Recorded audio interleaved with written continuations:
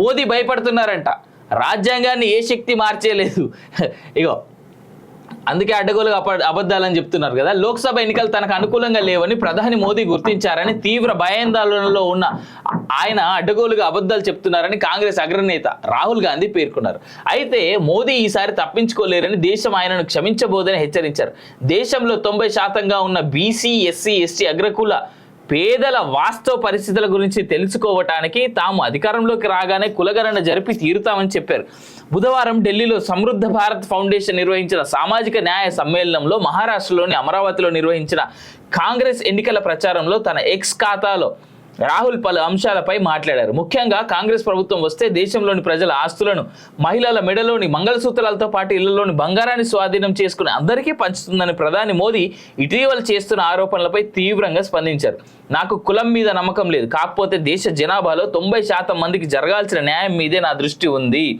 దేశ జనాభాలో 15% దళితులు, 8% ఆదివాసీలు, 50% ఓబీసీలు, 15% మైనారిటీలు, 5% అగ్రవర్ణ పేదలు ఉన్నారు.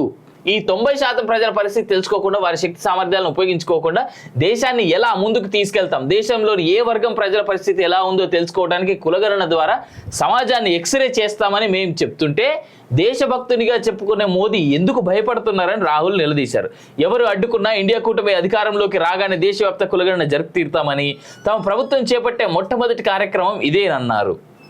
మోదీ ప్రజల నాయకుడు కాదని, శతకోటీశ్వరుల నేత అని రాహుల్ ఆరోపించారు. గత 10 ఏళ్ల పాలనలో దేశంలో 20-20% మంది కోటీశ్వరుల కోసమే మోదీ పనిచేశారని, బకాయిలను రద్దు చేయడం ద్వారా వారికి ఏకంగా 16 లక్షల కోట్ల లబ్ధి చేకూర్చారని, ఈ నేరానికి గాను మోదీని దేశం క్షమించబోదన్నారు.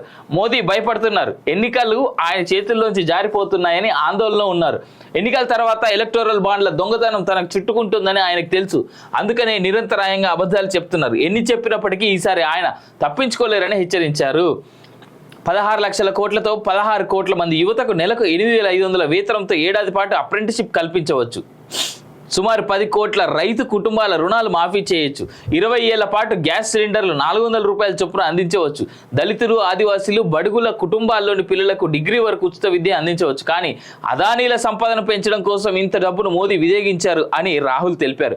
తాము అధికారంలోకి రాగానే కోట్లాది మందిని లక్షాధికారులను చేస్తామని చెప్పారు.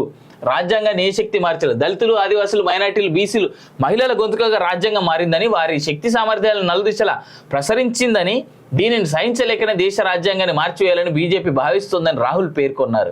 అయితే బీజేపీకే కాదు, ఏ శక్తికి అది సాధ్యం కాదన్నారు. తనను రాజకీయ ఆసక్తి లేని నేతగా మీడియాలో జరుగుతున్న ప్రచారంపై రాహుల్ తీవ్రంగా స్పందించారు. దేశంలో 90% జనాభా గురించి ఆలోచిస్తుంటే రాజకీయాల్లో ఆసక్తి లేనట్టా అని ప్రశ్నించారు. యూపీఏ హయాంలో అమలైన మహాత్మా గాంధీ గ్రామీణ ఉపాధి హామీ పథకం, భూసేకరణ చట్టం వంటి వాటి రూపకల్పనలో తన భాగస్వామ్యం ఉన్న విషయం మీడియా కావాలనే విస్మరిస్తోందని విమర్శించారు. దళితులు, ఆదివాసీలు, బీసీలలో ఒక్కరు కూడా మీడియా యజమానులుగా లేరని, 650 మంది హైకోర్టు జడ్జిల్లో ఎస్సీ, ఎస్టీ, బీసీలకు చెందిన వారు కేవలం 100 మంది మాత్రమే ఉన్నారని తెలిపారు. ఇగో నాకు ఇక్కడ ఇదే పేపర్లో దీంట్లో నాకు ఇంకో 2 అంశాలు కనిపిస్తాయి. ఒకటి, రాహుల్కు కనీస పరిజ్ఞానం లేదు అనేటువంటి ఈ వార్త ఒకటి, ఇది చదువుదాం. తర్వాత, కాంగ్రెస్కు ఓటేయకుంటే నా అంత్యక్రియలకైనా రండి అని చెప్పినటువంటి మాట. అతను ఎవరు చెప్పారు ఏంది అనేది మనం చదువుదాం. అయితే ఇక్కడ ఇంకొక ఇంపార్టెంట్ విషయం ఉన్నది.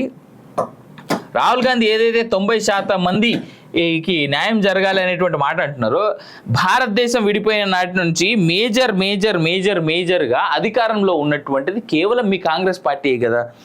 ఏం పీకింది కాంగ్రెస్ పార్టీ భారతదేశం కోసం అని నేను అడుగుతున్నా. ఇవాళ అధికారంలో కర్ణాటకలో ఉంది కాంగ్రెస్ పార్టీ. మైనారిటీలు 15% భారతదేశ వ్యాప్తంగా ఉన్నారని మీరు అంటున్నారు. మైనారిటీలకి స్పెషల్ రిజర్వేషన్స్ ఉన్నాయి కదా ఆల్రెడీ. ఆ స్పెషల్ రిజర్వేషన్స్ ఉండగా కూడా మైనారిటీలను అంటే స్పెషల్గా ముస్లిం క్యాడర్ని తీసుకొచ్చి, ముస్లిం యువతను తీసుకొచ్చి, ముస్లిం కమ్యూనిటీని తీసుకొచ్చి ఓబీసీలో కాంగ్రెస్ పార్టీ ఎందుకు కలిపింది కర్ణాటకలో? రీసెంట్గా వచ్చినటువంటి జీవో ఇది. కర్ణాటకలో కాంగ్రెస్ పార్టీ అధికారంలోకి వచ్చిన తర్వాత వచ్చినటువంటి జీవో ఇది. ఓబీసీలో ఎందుకు కలిపింది కాంగ్రెస్ పార్టీ? ఖాన్ అనేటువంటి మీ స్టార్టింగ్లో ఉన్నటువంటి కాంగ్రెస్ అనేటువంటి పదంలో ఉన్నటువంటి ఖాన్ అనేటువంటి పదానికి కేవలం న్యాయం చేయడమే మీ ఉద్దేశమా? దానికోసమే మీరు అంత పట్టుకొని అంతలా ఇది చేస్తున్నారా? నెహ్రూ ఏదైతే తప్పిదం చేసిండో సేమ్ దాన్ని మీరు కంటిన్యూ చేద్దామని అనుకుంటున్నారా? నెహ్రూకున్న బుద్ధే మీకు ఉందా? అఫ్కోర్స్ ఖాన్ గ్రేఫ్స్ అనేటువంటి పార్టీలో ఉన్నటువంటి ఆలోచన విధానం పూర్తిగా అదే కాబట్టి మీలో ఇంకా మార్పు రాలే. కర్ణాటకలో చేసినటువంటి పనితనమే తీసుకొచ్చి మీరు రేపు పొద్దుగాల భారతదేశ వ్యాప్తంగా అమలు చేయరని నమ్మకం ఏముంది? ఎట్లా నమ్మాలి మిమ్మల్ని? ఇంకా రెండో విషయం నేను అడుగుతా, ఇప్పటికే గుళ్ళ మీద వస్తున్నటువంటి ఆదాయాన్ని అంతా తీసుకొచ్చేసి వేరే వేరే వాటికి మీరు షిఫ్ట్ చేస్తున్నారు. ఆ యాత్రలు ఈ యాత్రలు వాడెవడో పోతుండు వీడెవడో పోతుండు అని చెప్పేసి గుళ్ళ మీద వచ్చేటువంటి ఆదాయంతో కేదార్నాథ్కి యాత్రకు పోయేటోళ్ళకి పైసలు ఇవ్వండి, చార్ధామ్ చేసేటోళ్ళకి పైసలు ఇవ్వండి, అమర్నాథ్ పోయేటోళ్ళకి పైసలు ఇవ్వండి, మొన్న దుబాయ్లో కట్టినటువంటి గుడికి పోనీకి లేదంటే ఇంకో చోట కట్టినటువంటి గుడికి అక్కడికో ఇక్కడికో పోవడానికి మీరు పైసలు ఏంటి వాటికి ఇవ్వండి. గుళ్ళ పైసలు గుళ్ళ మీద హిందువుల మీద మాత్రమే మీరు పెడతా అని చెప్పేసి ఒక్క అమెండ్మెంట్ తీసుకురండి చూస్తా నేను. ధైర్యం ఉంటే అది చేయరు. ఆటోమేటిక్గా కాంగ్రెస్ ఏం కర్మ, అధికారంలో ఈ హిందువులు అందరూ కలిసి మిమ్మల్ని తప్ప ఇంకెవరు నుంచారు పోరు. ఇంకా వేరే పార్టీలో అసలు అవసరం కూడా ఉండదు మనకి.